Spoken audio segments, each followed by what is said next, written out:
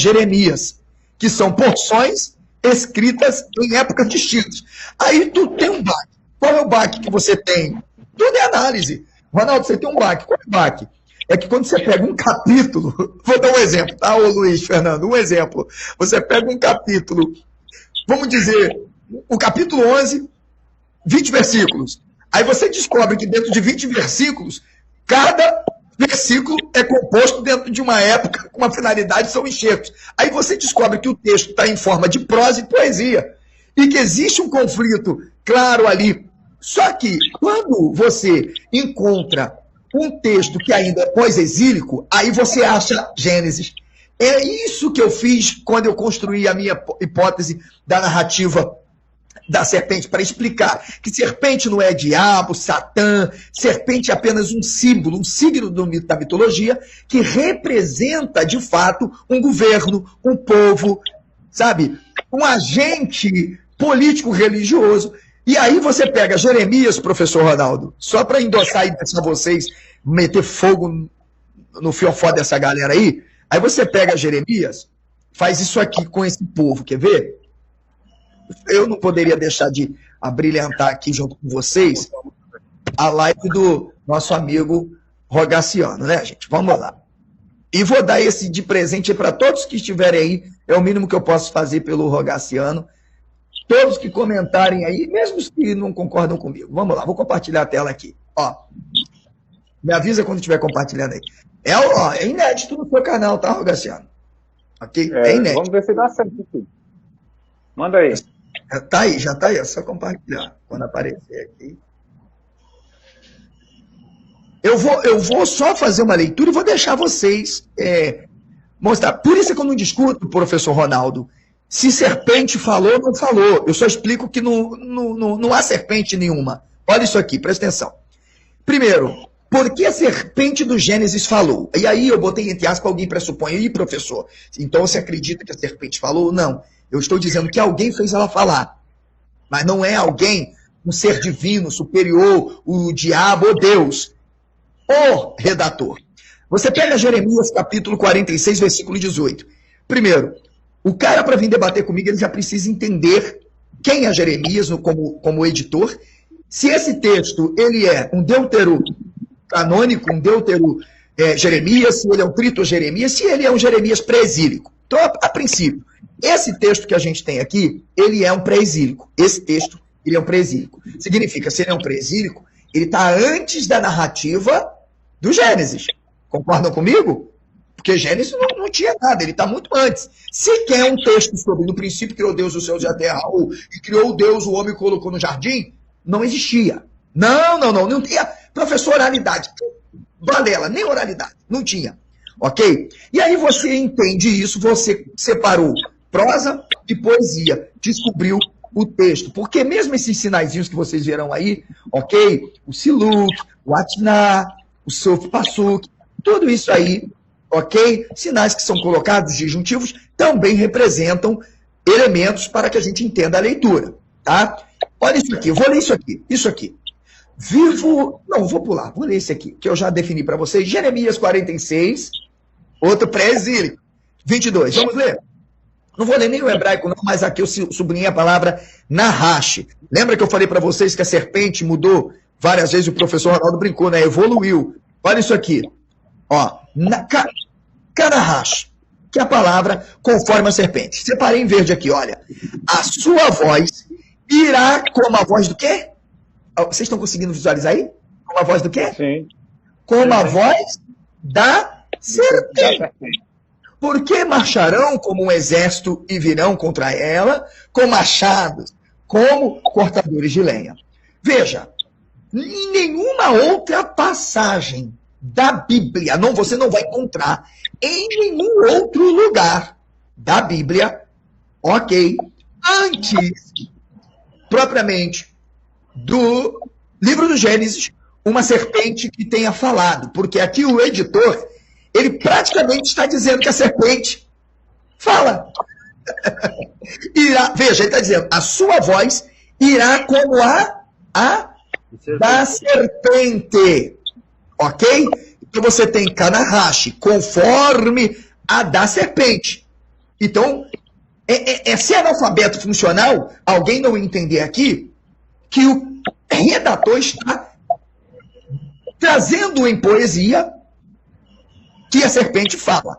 Ok, eu vou analisar isso aqui com vocês. Olha, as duas ocorrências, o verbo ralar, que é o verbo que aparece, ok? Aqui, ó, e ler, ok?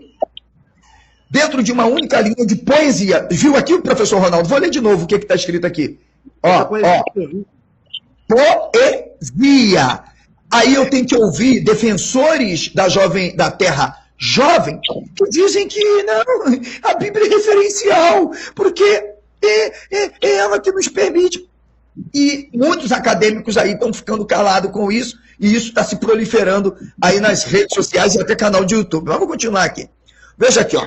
O Euler, tá aqui as referências, o Ziegler, referência, o Snaith, também referência, e o Rudolf declarou que ralar duas vezes na mesma linha é certamente falso. Ok, então eu tenho uma inserção.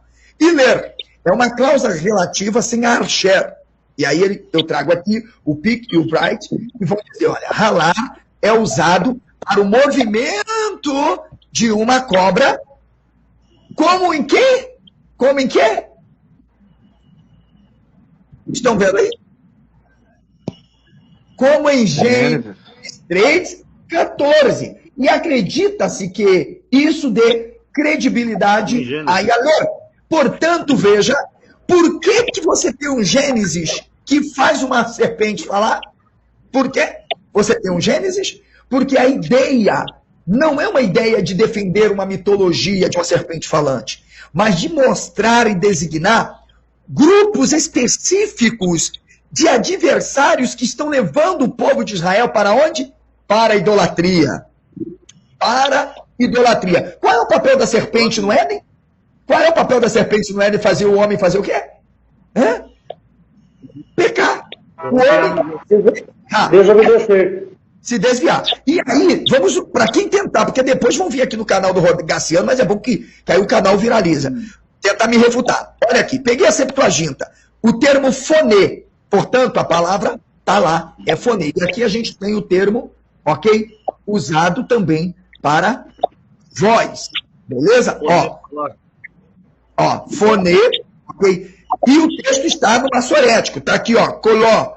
Ó, ou coló, tá vendo aqui, ó, a tradução, texto maçorético, tradução de col, fonê. O professor Ronaldo, ele saca hebraico também, então ele pode conferir aí. Vamos lá.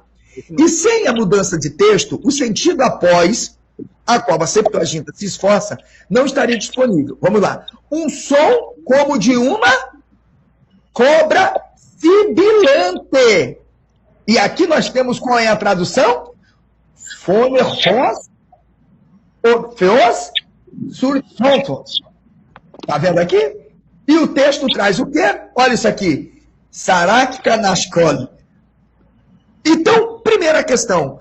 Vários especialistas, não é o professor, vários especialistas passaram a entender que a narrativa da serpente do Éden absolutamente nada tem a ver, ainda que tenhamos mitos pré-culturais, pré-históricos, muito antes, ainda que os judeus tenham assimilado isso, a figura da serpente, ela sempre se apresenta como um adversário, como um agente, ou grupo social, agente político, religioso, que dentro dessa conjuntura social está fazendo com que um outro determinado grupo se corrompa. Por que você tem Adão e Eva e diz que Deus criou o quê? Adão.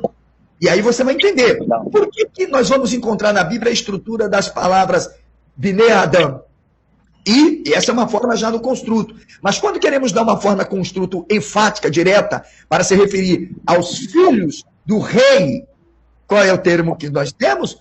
Ou, às vezes, Bnei Ramadã, portanto, eu tenho um re lá na palavra Adão, ainda entendendo o meu construto com Bnei, portanto, enfático, é uma forma de dizer especificamente, esse aqui é um grupo que pertence a esse grupo. E alguns que pertencem ao grupo praticamente da dinastia, Bnei Elohim, filho dos deuses, ou filho de Deus, que nada tem a ver com deuses, espíritos, entidades. Só para vocês terminarem aqui, vocês vão entender isso aqui, ó. Ó. Enquanto a tradução da NEB, vocês vão saber que é a nova versão, ok? Egito está sibilando contra uma cobra baseada. Aí, no meu artigo, eu vou mostrar que não pode ser o Egito. Não pode ser o Egito. Por quê? Porque não há muita influência do Egito em relação às questões culticas de Israel. Mas tem babilônica. Deu para entender? Tem babilônica. E justamente o objetivo do redator é fazer com que se elimine todo um culto babilônico. Porque eles tentam reconstruir a ideia do berço civilizatório lá em Abraão. Lembra disso? E apareceu o Senhor Abraão, vai o Adonai el Avram, ler-lerá, saia para ti, ou saia daí, para uma terra que eu te mostrarei. Agora olha isso aqui, Ronaldo, para vocês entenderem. Aí eu pergunto, eu não preciso debater com o cara para querer provar que a narrativa ela não tem nada de mito extraordinário. Mas tem, na verdade, a ideia da transsignificação de um mito, ou a gente chama isso aqui, né, de narrativa mítico-literária. Olha o que nós temos aqui. Rudolf descobre que, apesar de todas as tentativas de elucidação, a imagem da cobra é obscura. E aí ele coloca aqui, ó, como um gemido de uma mulher como dando à luz. Já o Kimre comenta, o grito de angústia do Egito vai longe como o som de uma cobra. Mas também a gente vai refutar e mostrar que não. Por quê? Porque eu vou trazer esse fundamento aqui, Ronaldo, ó, do Carroll, ok? Esse fundamento aqui do Carroll, ó. Não se pode dizer que a cobra foge com medo por causa da derrubada das árvores que está destruindo seu habitat.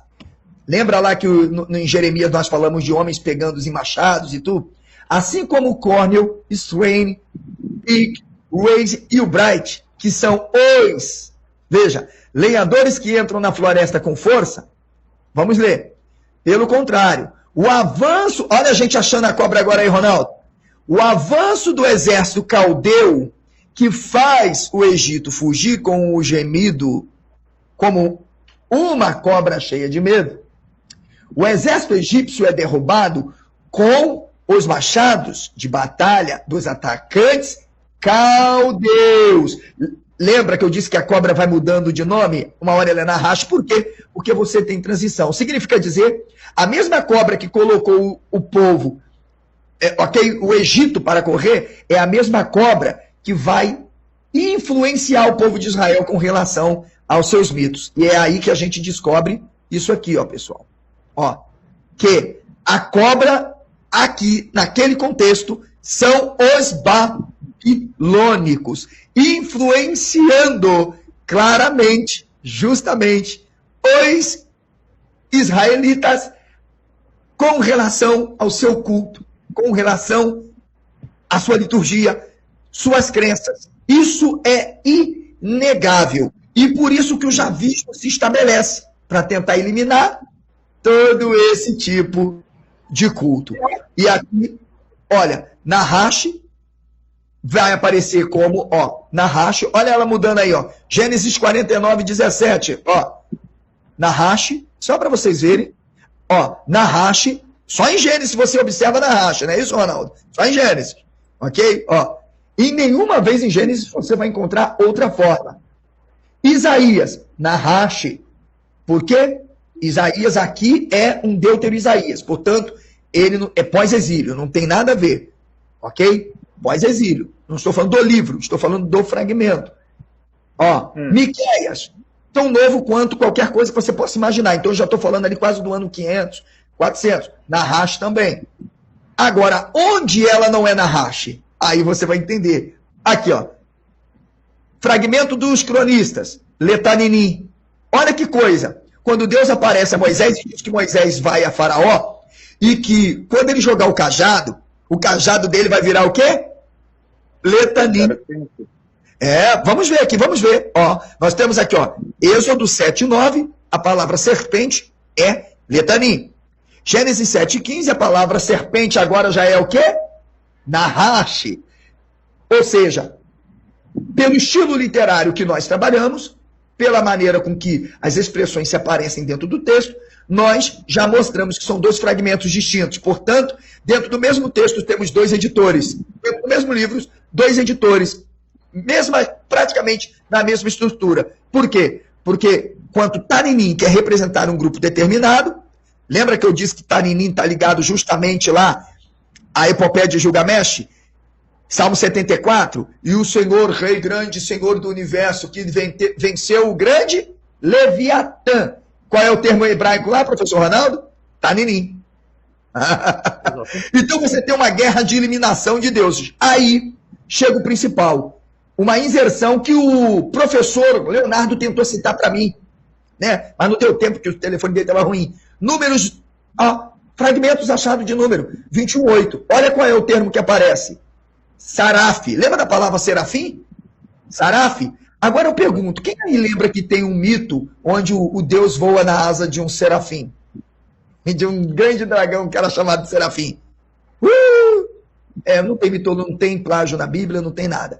Aí você vem já para outro texto de Números, que é recente, não é aqui como cronista, Nahash. Portanto, no mesmo texto onde Moisés vai jogar o cajado, no mesmo texto, não estou falando um texto diferente não, na mesma narrativa. Na primeira, Deus diz que se Moisés jogar o cajado, e diz, e o cajado se transformou numa Taninim. No outro já vai dizer que se transformou num Nahash.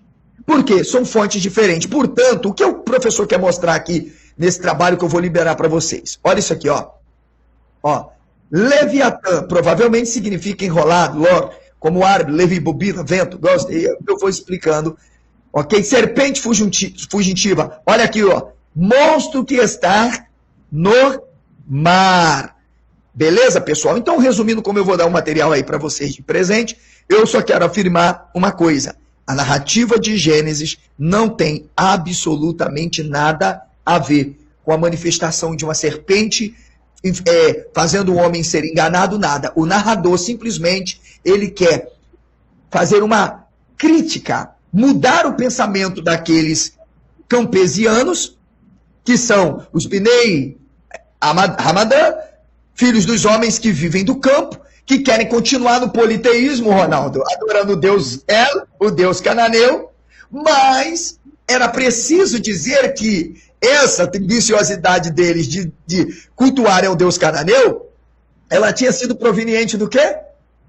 Deles cederem justamente a serpente e aceitar justamente o discurso da serpente de que ele não morreria ou que não seria o ser, que não tem nada a ver com isso no mito.